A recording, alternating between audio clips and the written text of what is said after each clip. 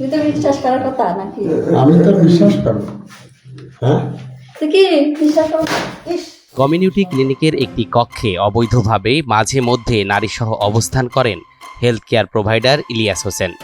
এমন গুঞ্জন এলাকায় বেশ কিছুদিন ধরে। তুই বিশ্বাস করে এই ধরনের কাজ করি হয়তো ওর এই মুহূর্তে রাইয়াস অনেক সুন্দর এসব। একদিন এমন খবরেই এলাকার কয়েকজন ব্যক্তি কমিউনিটি ক্লিনিকে প্রবেশ করেন। সেখানে গিয়ে নারীসহ হাতে নাতে ধরেন তাকে। এই সংক্রান্ত প্রায় 3 মিনিটের একটি ভিডিও সামাজিক যোগাযোগ মাধ্যমে ছড়িয়ে পড়ে। শুরু হয় সমালোচনার ঝড়। হাসপাতালের আশপাশে কোনো লোকও ছিল না।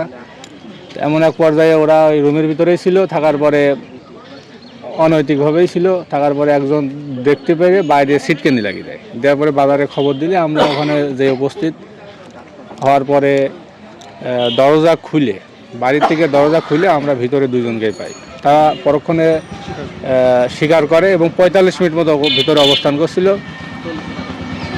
কিন্তু এখানে মূল সমস্যা আছে এই ডাক্তার, ইনি বিভিন্ন সময় প্রলোভন দেখাইয়ে গ্রাম অঞ্চলের দারিদ্র্য মহিলাদের সুযোগ নিয়ে অর্থনৈতিক বা চিকিৎসার নামে বিভিন্ন সময় এই রকম কার্যক্রম অতীতেও চালিয়ে আসছে। তো 9টার দিকে আসে, আজকে তো আমরা ঘুরে গেল, মহিলা লোকমুখ ক্লিনিক বন্ধ।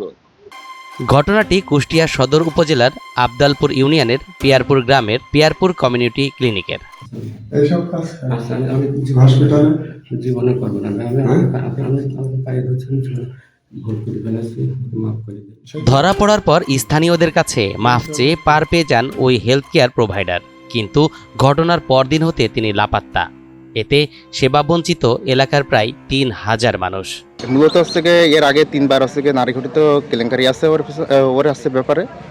পরবর্তী থেকে শনিবার দিন হচ্ছে গিয়ে সরকারি এটা তো ছুটি, তারপরেও হচ্ছে গিয়ে ও হসপিটালটা খুলে রাখছে। বাজারের লোকজন হচ্ছে গিয়ে এটা হচ্ছে গিয়ে সন্দেহজনকভাবে ধরতে গেছিলো, পরে যে দেখছে আসলে সত্য ঘটনা এটা। এতদিন মানুষ হচ্ছে গিয়ে সবাই মুখে মুখে জানতো, অন্তত সরাসরি কেউ দেখি নাই। আর এদিকে যে কাহিনীটা এই শনিবারের বিগত এই শনিবারের কাছ থেকে অরিজিনালি সত্য ঘটনা।